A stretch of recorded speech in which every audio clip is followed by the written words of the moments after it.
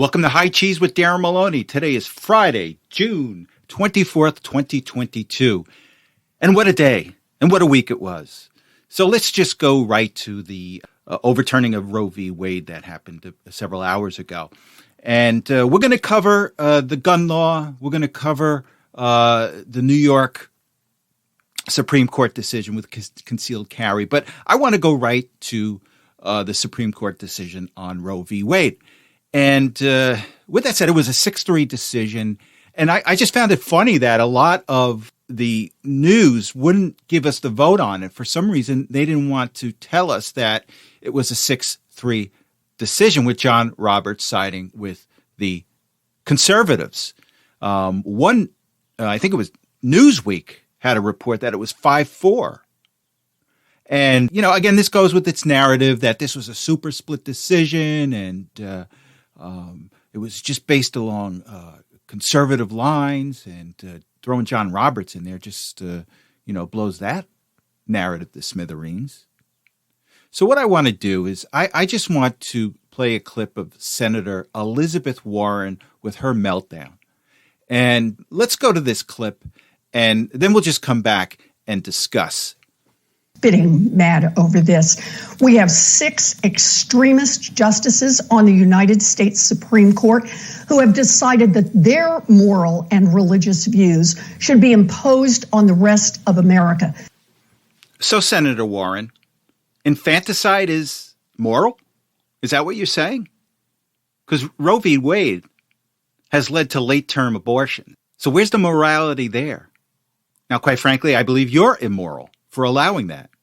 So again, this is another case. Now, the Democrats and the left wing, they're trying to define morality the way they want to define it, just like they did with science. So it's their morality. It's their science. It's not yours. It's not mine. It's not most Americans. And I want to go back to this interview because the person I was interviewing, I think it was from CNN, she asked a question about whether this is really, and I'm talking about Roe v. Wade, a significant issue with the Democrats, because historically it's been a significant issue with Republicans and conservatives over the years. So, Warren's out there saying, we're going to fight this. We're going to take this to the ballot. We're going to fight this wherever we can. And she's trying to gin up the Democrats and voters for November on this.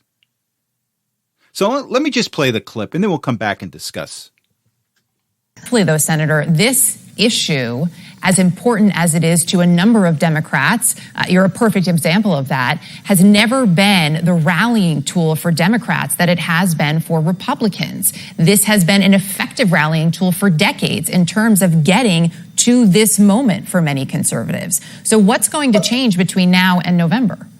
The Republicans who have worked for decades, knowing that they could never pass this through Congress, they could never get it through a state ballot initiative, they worked on getting it through getting extremist judges through.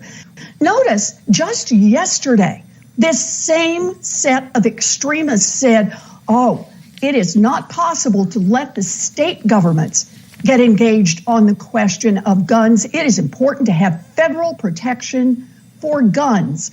Well, I'm telling you, the rest of us are ready to rally back and say it is important to have federal protection for people who are pregnant. Oh, she's so misleading. And did you hear her hiccup in the background when the reporter was asking the question? She's either drinking or she's so upset she sounds like she has Tourette's. I mean, I don't want a senator that responds to anything like that. So anyway, she is disingenuous. She is misleading on this. Because it was only last September where the House passed a resolution codifying Roe v. Wade, but it got dumped in the Senate. So they can't even pass an abortion bill today in Congress. And here's the funny thing that you may not have known. Roe v. Wade was never codified, was never passed by Congress and signed into law by a president. For the past 40 years, it just sat there. Because quite frankly, everybody knew that it wouldn't pass. And everybody knew that if it was passed by Congress and signed into law by the president, it probably would have been challenged. And they just wanted to set Roe v. Wade aside. Let's not really address it. because it's very weak. It's very weak law. And if we bring it up to a level of an actual law that was passed by Congress and signed by a president, it probably would not pass the muster of judicial review until today. And then she makes this comparison, how ironic that the same Supreme Court allows conceal carry in New York State. But what she doesn't tell you is that the Second Amendment, the right to carry guns, is codified explicitly in the Constitution, where abortion is implied. It's an implied right that you have to jump through hurdles, which is what they did to get to legalizing abortion. So there's no consistency in Warren's argument. People's guns rights are clearly, they're explicit in the Constitution, whereas you have to jump through hurdles legally to come to some type of conclusion that abortion is legal on the federal level. Now, additionally, the other thing that she says, we're going to take this through polls. And she mentions these polls out there that says everybody, 70% of people like Roe v. Wade. And I don't think that's true. One, I don't believe the polls. And the second thing, it's all how you frame it. And people don't realize what has resulted from Roe v. Wade, these late-term abortions. Because quite frankly, if you ask people about late-term abortions, a higher percentage of people are against late-term abortions. And again, in one of my previous episodes, I had mentioned that Mayor Koch, the mayor of New York City, when Bill Clinton vetoed a law that was passed by Congress that would have banned late-term abortions, he called it infanticide, which is what it is. He just came out and said, look, we're allowing infanticide today. That's what this law does. And Warren calls that moral. And then finally, the one thing, let the Democrats push this because they are barking up the wrong tree here because they're going to get major blowback on this. You think Hispanics are running toward the Republican Party? You wait until November because Hispanics are religious, they're moral, they're Christian, and they don't believe in late-term abortions. They believe in family. So keep on pushing it, Warren, because instead of 80 seats the Republicans get, there could be more than 100. So push it. I hope that you do. Now, one last thing about this overturning Roe v. Wade, it goes back to the states. Now each state can make up their mind what they're going to do with abortion. So those people in the blue states, you still have to raise your voice. Because laws are coming down the pike in these states, these blue states, that will look to codify abortion. So you still have to raise your voice. It's a big battle that was won today, but there's still more to do. And with that said, I want to give kudos to all of those people for the past 40 or 50 years that have been on the front lines fighting Roe v. Wade, fighting abortions. And one of them is my mother, Helen Maloney. And I want to go to an interview with her. We did this right after word came out that Roe v. Wade was overturned.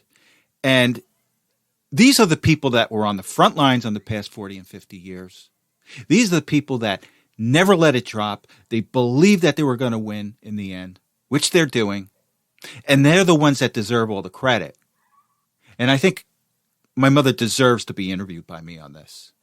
And I think my listeners will benefit by hearing what she has to say. 40 or 50 years she's kept this up. So let's go to this interview, and then we'll come back and discuss. Okay, Mom, how do you feel about today's decision? Oh, boy. Well, I think it's such a wonderful celebration of life. For years, people have been working towards this day.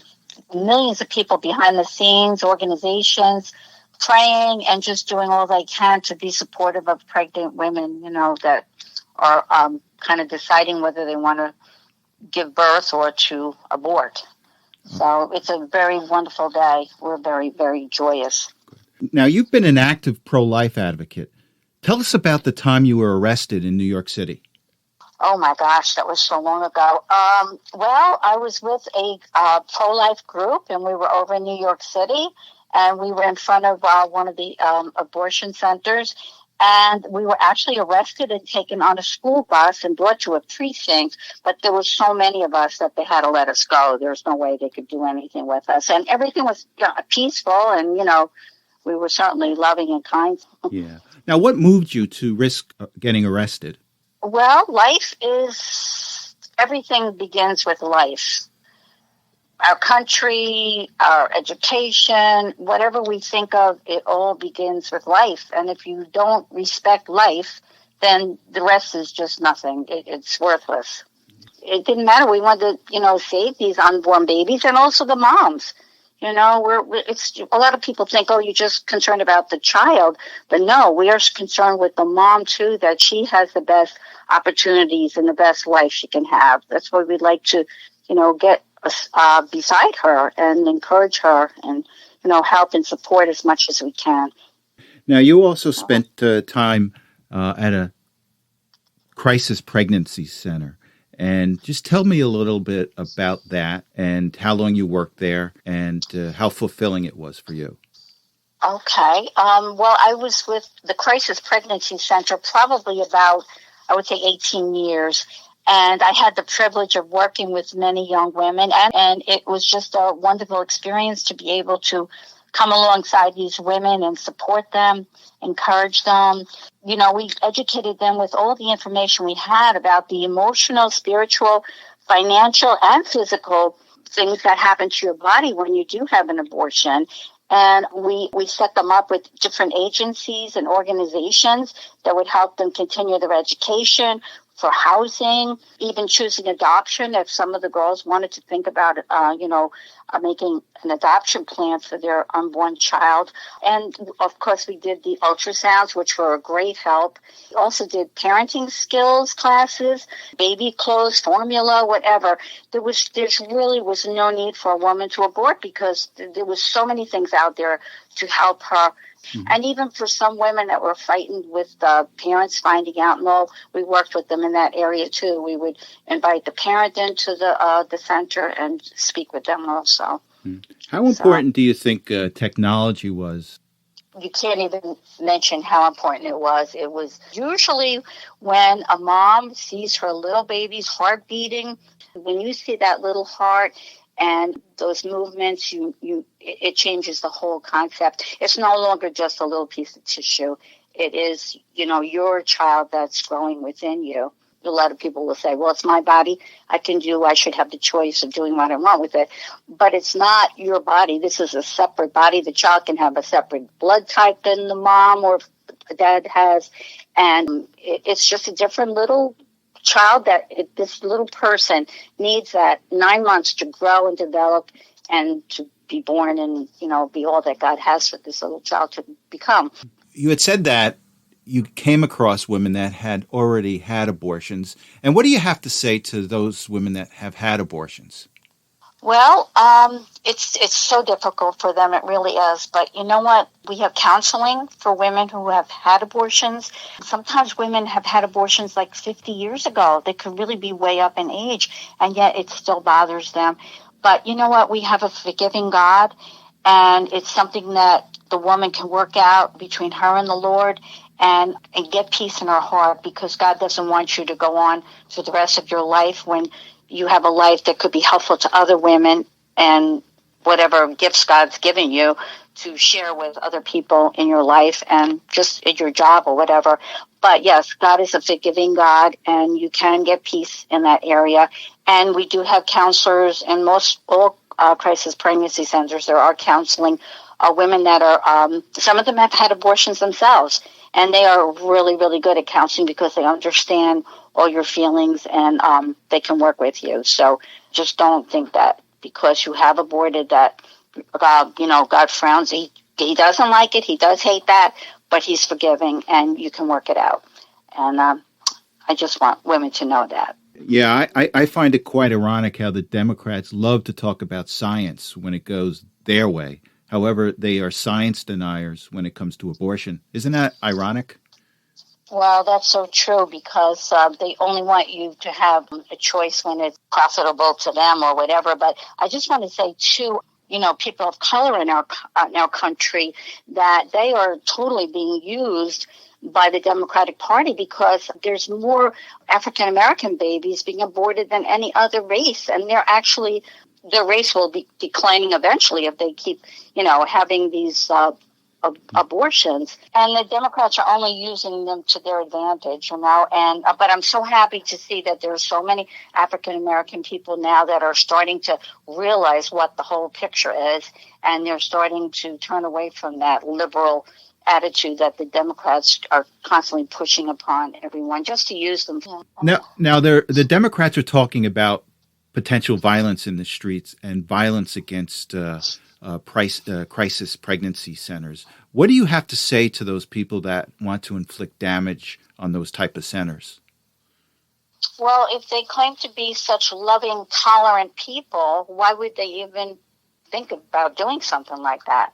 And people that are helping other people, you would want that. You would want the best for everybody if you're supposed to be of the party that is concerned about the working class people or the poor. It's just totally opposite from what they're supposed to stand for. Yeah. I mean, actually, conservative people are the most tolerant people because this is the way we are. We're usually God-fearing people. We want the best for everyone. We want to see other people succeed. And this is the same thing with President Trump. Even though he's a very wealthy man himself, he really wants everyone to succeed in our country because when everyone is succeeding, the country is doing well as a whole. And isn't that what you want? Unless you want chaos. And speaking of Donald Trump, as a Christian, how do you reconcile that you voted for him, and as well as many, many Christians in this country, with Donald's colorful background? And he sometimes curses and he sometimes says mean things. So how do you reconcile that with your Christianity? I just feel that he was such a good president.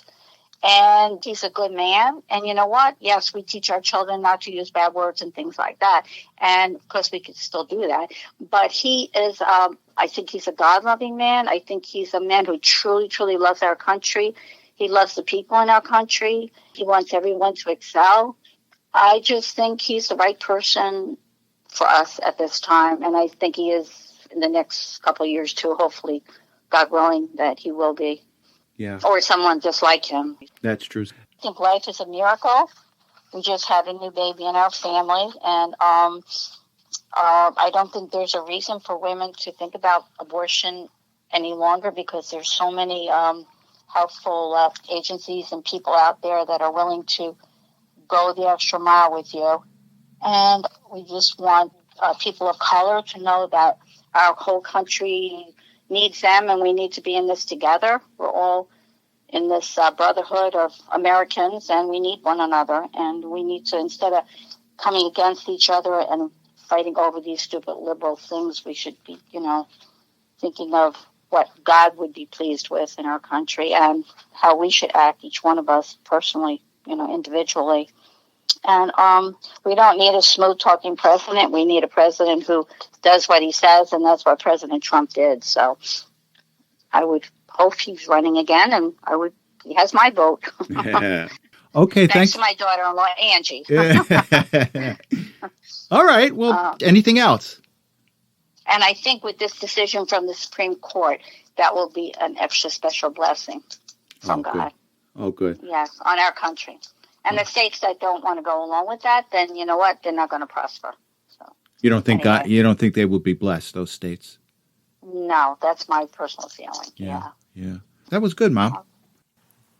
So we didn't give the name of the pregnancy center where my mother volunteered for 18 years because of these rumors going around about the violence that these left-wing organizations are going to place on these pregnancy centers and other Christian organizations that are pro-life. And with that said, if there is anyone with an inclination for violence and they figure out where my mother lives, just be warned that my dad will shoot you. He's a Christian, but he will shoot you. So be warned. Okay, so the Supreme Court came out with another good decision this week where they called the conceal carry laws in New York State unconstitutional. New Jersey has similar laws. And in New Jersey, in order to get a concealed carry law, you essentially have to go before a municipal court judge. And you have to show him or let him know that your life is essentially in danger. And anything short of that, you're not going to get a concealed carry license. And New York State's law was similar. So the Supreme Court came in and said, no, that's not constitutional. And I'm quite happy to hear that. And the funny thing is this shooter up in Buffalo, I think he made reference to the New York State laws, which influenced his choice to shoot up that supermarket in Buffalo. In the back of your mind, you have to think that if these concealed carry laws were not in place in New York State, maybe that shooter wouldn't have done what he did. And I don't understand. Look, the liberals are in panic again. Look, we know what they're doing. We know that they don't like guns because it inhibits their control over you. And I'm hearing these wild stories about New York City. There's elected officials in New York City now. They want to expand the no-gun zones in New York City to 1,000 feet, or they want to expand it to an area where everything is illegal to carry a gun.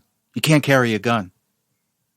It'll be, for all practical purposes, there's so many schools in New York City, and they want to expand the distance, the no-gun zones. And then what they're going to do, if they do that, is that they'll want to bring back these frisking laws. I think they were started by Giuliani, the stop and frisk laws.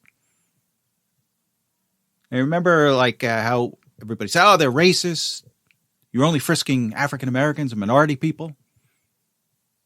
But now, if they pass these rules and they pass these laws in Manhattan, it's going to be okay to stop and frisk people now.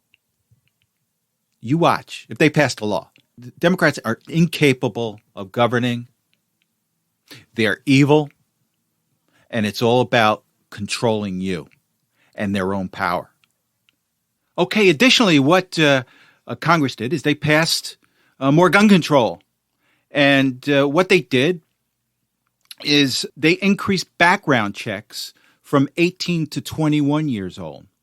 And it's called an enhanced background check. So what they've done is, like, if you were 18, you had to go through a background check, an enhanced background check. And now what they're doing is they're raising that limit to 21 years old. And what an enhanced background check does is it goes back to 16 years old. So what they can do is they can check your juvenile records going back to 16 years old and any mental records also. The problem with this thing is who's going to make the determination on what you did as a juvenile, whether it affects your ability to carry a gun today. And that's where it makes it so subjective. And that's where our rights get stripped away.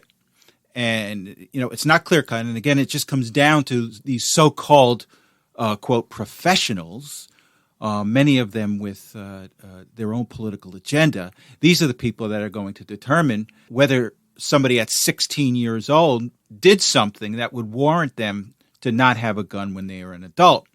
Now, from what I read, and I'm not sure if this is 100% sure, but if you're denied a permit to carry a gun and you're 18 to 21 years old, you can reapply after 5 years. But who knows how difficult that is going to be.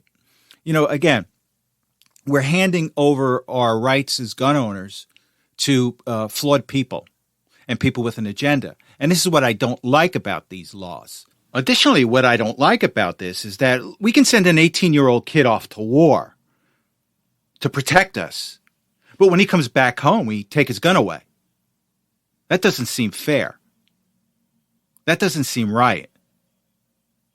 Secondly, they're closing the boyfriend loophole. Previously, what they used to be able to do is they could restrict your right to use a gun or obtain a gun if you were guilty of domestic violence, and that only had to do between married couples. So what they're doing is they're expanding this to the boyfriends now. And no one really knows what his boyfriend is. What is, boyfriend? Somebody you went on a date with and the date didn't go well, and you're going to get back on that person because she didn't call you up for another date or he didn't call you up for another date. I'm going to drop a dime on him and ruin his life. This is how it can be abused. I want to point out that with all these rules, these domestic violence laws, think of Amber Heard. Johnny Depp sued her for defamation of character because she was claiming that she was at the receiving end of domestic abuse. And guess what happened during the trial? It came out that she was the abuser. Not Johnny Depp, but Amber Heard was the abuser. So you think that Amber Heard is the only person out there that's capable of lying? No, there's going to be plenty.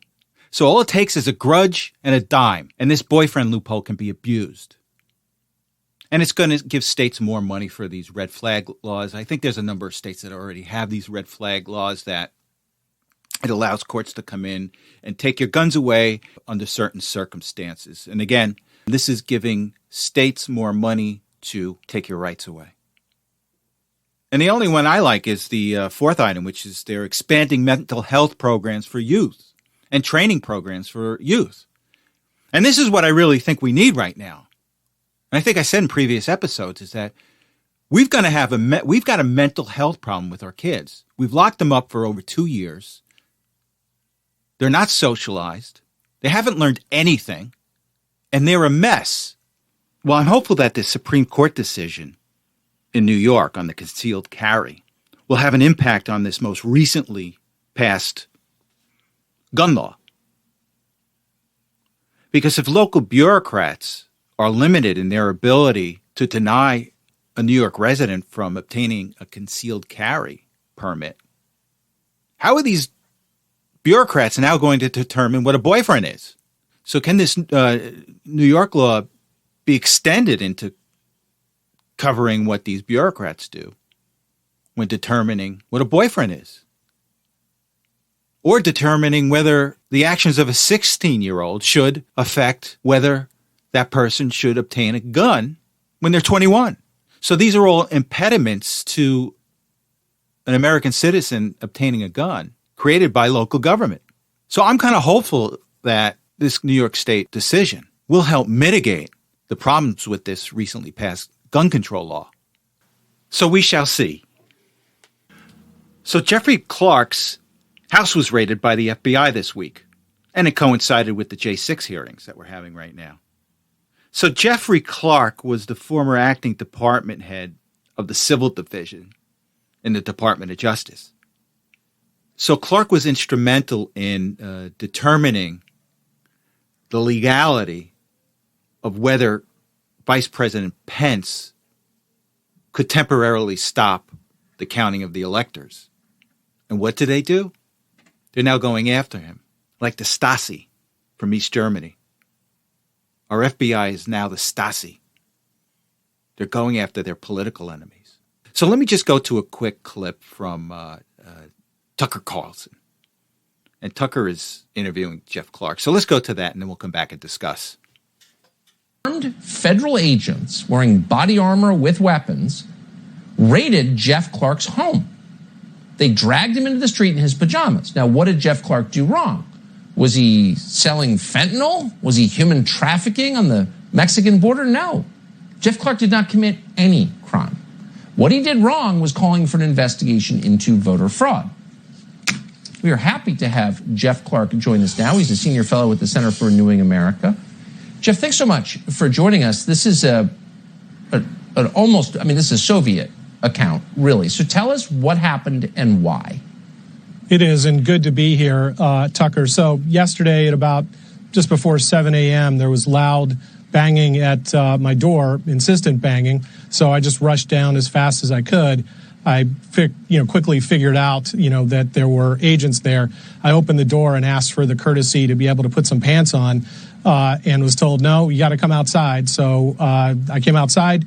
They swept the house. Eventually, they let me go back inside and put the pants on. But then, by my count at one point, 12 agents and 2 Fairfax County police officers went into my house, searched it for 3.5 hours. They even brought along something, Tucker, I've never seen before or heard of, a electronic sniffing dog. And they took all of the electronics from my house and I don't blame the agents. I think what you're talking about in terms of weaponization is really about who's pointing the agents and telling them what to do, Tucker. Now, if there's any reason why the Department of Justice and the FBI has to be reimagined, this is it. It's like I called it Stasi-like. Carlson called it Soviet-like. It's both the same. This is law enforcement going after the political enemies of those in power. And this has to be disbanded. You have to disband the FBI. You have to disband the Department of Justice. Clear house. Make some structural changes. And I think I said in previous episodes, look, if you just have to pay these people to sit in a corner for 8 years, do it. But bring in legitimate people with legitimate policy, change the structure of the FBI, change the structure of the Department of Justice so we can move on. Because Americans cannot tolerate this and will not tolerate this type of behavior by our law enforcement. Not their law enforcement, our law enforcement. And think about it. It's a coincidence. They were talking about Clark at the hearing on the same day that he was, I don't even want to know what abused by law enforcement. What do you call this? Harassed? But this has got to stop. Okay, let's take a look at the markets. It was a good week for the markets. The Dow was up 5.4% for the week to 31,500.68. Year to date, the Dow is down 13.31%. The S&P was up 6.5% for the week to 3,911.74. For the year, the S&P is down 17.93%. The NASDAQ was up for the week 7.5% to 11,607.62. Year to date, the NASDAQ is down 25.81. So it appears that this is just a small summer rally that usually happens on Wall Street. And there's nothing behind it. Just sometimes in the summer, these markets have a tendency to just run up. And it'll hit a wall next time the Fed raises rates again. But that's what we have right now. So let's take a look at futures for the WTI. Right now, the WTI futures is trading at 107.06 per barrel. And right now it's 9:30 p.m. on June 24th, 2022. Gold futures was trading earlier today at 5:30 at $1,828.10 an ounce, while silver futures was trading at $21.13 per ounce. Bitcoin is trading right now at $21,297.32. Ethereum is trading at $1,219.97. And XRP is trading at 37 cents. And with that said, it was an interesting week this week, and you have a good weekend. And I will talk to you on Tuesday. Thank you for listening.